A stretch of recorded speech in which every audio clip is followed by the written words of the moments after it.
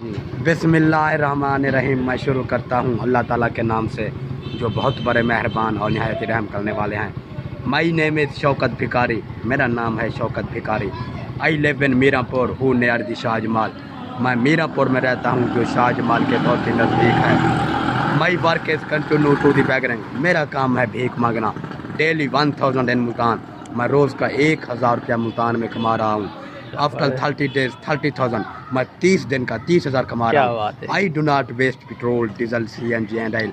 शौकत भिखारी देना तेल सर देना डीजल सर क्या बात है, CNG sir they said sir.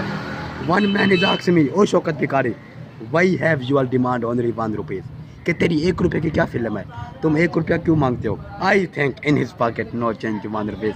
मुझे इल्म है कि 1 रुपया आजकल के दौर में किसी की जेब में नहीं होता है। सही बात है। Then he gave me 5 and 10 rupees, तब मुझे 5 या 10 रुपये देगा। All the 1000 is going in HBL Bohar gate branch 0419।